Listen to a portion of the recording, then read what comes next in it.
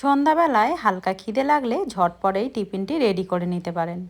বাড়িতে থাকা কয়েকটা উপকরণ দিয়ে কিন্তু রেডি হয়ে যায়, যেমনই মুচমুচে হয়, খেতে ভীষণই দারুণ লাগে।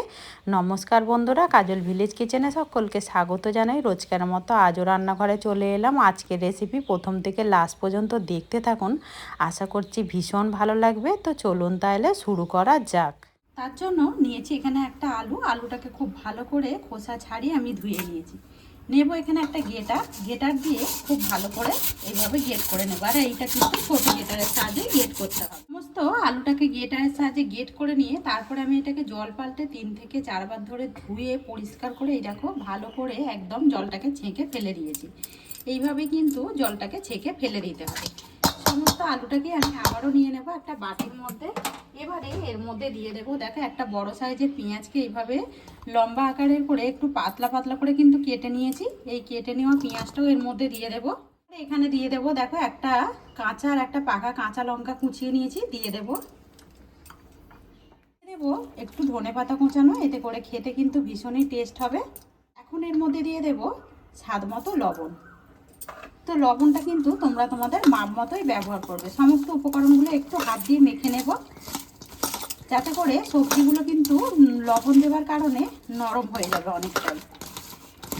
উপকরণগুলো লবণের সঙ্গে দেখো খুব ভালো করে আমি মেখে নিয়েছি। এবার এটাকে ঢাকা দিয়ে রেখে দেবো, ততক্ষণে কিন্তু সবজিগুলো একেবারেই নরম। আমি এক বাটি চিড়ে, আর চিড়েটা দেখো একদম মোটা যেই দানা চিড়েটা হয় সেইটাই আমি নিয়েছি। তোমরা কিন্তু হাতের সামনে যেই পাতা চিড়ে থাকলো সেইটাতেও কিন্তু হবে। একটা মিক্সিং জার নিয়ে নেব, সমস্ত চিড়েটাই এর মধ্যে দিয়ে দেব। খুব ভালো করে এটাকে গুঁড়িয়ে নেব।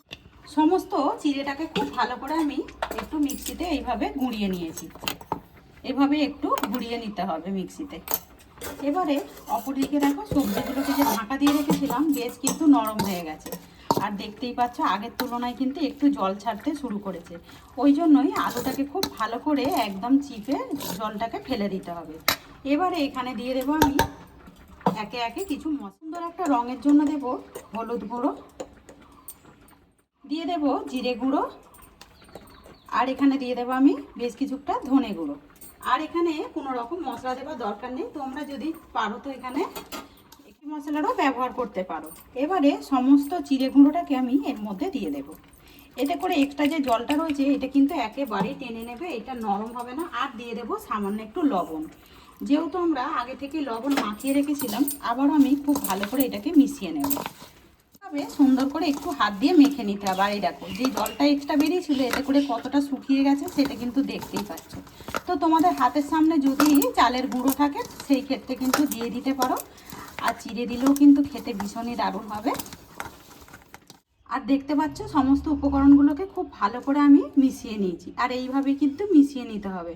চাইলে তোমরা এখানে লঙ্কার গুঁড়োর ব্যবহার করতে পারো ঝালের জন্য। আবার আমি এটাকে সাইডে রেখে দেবো। সকালের বেশ কিছুটা আটা বেঁচে গেছিলো, দেখতেই পাচ্ছ। আটাটাকে আমি নিয়ে নেব, একটা থালার মধ্যে নিয়ে নেব। আর এটাকে খুব ভালো করে একটু মাখিয়ে নেব। ভালো করে মাখিয়ে নিলাম। আর এই দেখো মাখাটা ঠিক এরকম হবে। এবারে এখান থেকে ছোট্ট ছোট্ট করে লেচি কেটে নেব। ঠিক যেরকম লুচি করি তার থেকেও কিন্তু ছোট করে কেটে নিতে হবে। কতগুলোকে আমি লেচি কেটে নিয়েছি আর একটু গোল করে নিয়েছি। আগে থেকে এখানে একটা চাকি বেলনা নিয়েছি, অল্প করে একটু ময়দা ছিটিয়ে দেব। আর একটা লেচি নিয়ে নেব। দুপিটাকে কোট করে নিয়ে খুব ভালো করে যতটা সম্ভব পাতলা করে কিন্তু বেলে নিতে হবে। আর দেখতেই পাচ্ছ আমি কতটা পাতলা করে বেলেছি। এইভাবে কিন্তু একদম পাতলা করে রুটিগুলোকে বেলে নিতে হবে। কিভাবে সমস্ত রুটিগুলোকেই আমি বেলে নেব। সমস্ত রুটিগুলোকেই কিন্তু আমি বেলে নিয়েছি। আর এই দেখতে পাচ্ছ কতটা পাতলা করে কিন্তু বেলেছি। এইভাবে কিন্তু পাতলা করে বেলতে হবে। আর একটা এর মধ্যে নিয়ে নিয়েছি। এবার আগে থেকে যে পুরটা রেডি করেছিলাম ঠিক এই সাইড থেকে দিয়ে দেব। আজকের এই টিফিনের রেসিপি আপনাদের কীরকম লাগছে অতি অবশ্যই কমেন্ট করে জানাবেন। যদি ভালো লেগে থাকে একটা লাইক করে দিয়ে এইভাবেই আমার পাশে থাকবেন।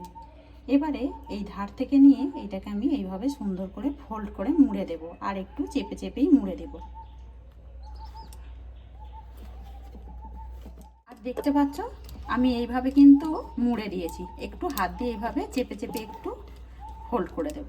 এই দুটো সাইড নিয়ে এসে আমি এইভাবে ঠিক মুড়ে দেব। আর একটু চেপে দেবো। দেখতেই পাচ্ছ আমি কিন্তু খুব ভালো করে মুড়ে নিয়েছি। মোড়ার পরে দেখো দেখতে কতটা সুন্দর লাগছে।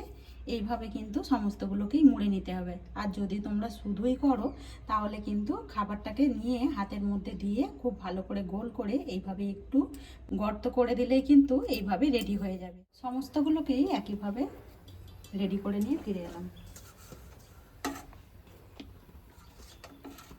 কতটা সুন্দর দেখতে হয়েছে। সাদা তেল গরম হতে বসিয়ে দিয়েছি। তেলটা কিন্তু ভীষণই গরম হয়ে গেছে। এবারে গ্যাসটাকে একটু আস্তে করে দেবো, যেহেতু পুরটা আমাদের রেডি করা নেই সেই জন্য কিন্তু আস্তে করে দিতে হবে। এবারে গড়ে নেওয়া টিফিনগুলো একে একে আমি এই তেলের মধ্যে দিয়ে দেব। কতটা সহজে হাতের সামনে থাকা কিছু উপকরণ দিয়ে আমরা কিন্তু এরকম টিফিন সন্ধ্যার জন্য রেডি করে নিতে পারি। আর এইগুলো যেমনই তাড়াতাড়ি হয়ে যায় তেমনই কিন্তু বাড়িতে কিছু থাকা উপকরণ দিয়ে এগুলো রেডি হয়ে যায়। তেলটা ভীষণই গরম ছিল, তাই জন্য আমি আরও একটা পিঠ উল্টে দেব। আর দেখতেই পাচ্ছ টিফিনগুলো কিন্তু কতটা দেখতে সুন্দর হয়েছে। একেবারেই ভেঙে যায়নি আর উপরন্ত খুলেও যায়নি। এগুলো দেখতে যেমনই সুন্দর হয় খেতে কিন্তু আরও বেশি দারুণ হয়। সমস্তগুলোকে উল্টে পাল্টা আমি ঘুরিয়ে ঘুরিয়ে ভেজে নিয়েছি। দেখো ভেজে নেবার পরেই দেখছি যে পাশে একটু জায়গা ছিল, আবারও আমি এখানে সাইড থেকে দিয়ে দিয়েছি। এবারে এইগুলোকে আমি তেল থেকে তুলে নেব। আর দেখতেই পাচ্ছ তেল কিন্তু একেবারেই লেগে নেই। আর বলেইছি এগুলো করতে যেমন কম সময় লাগে, খেতে কিন্তু ভীষণই দারুণ লাগে। সমস্তগুলোকেই একে একে আমি তুলে নেব। আর টিফিনগুলো দেখো দেখতে কতটা সুন্দর। সমস্ত টিফিনগুলোকেই একটা প্লেটের মধ্যে সাজিয়ে নিলাম। আর এই দেখো কতটা মুচমুচে হয়েছে সেটা কিন্তু দেখতেই পাচ্ছ। ভীষণই মুচমুচে হয়, খেতে দারুণ লাগে।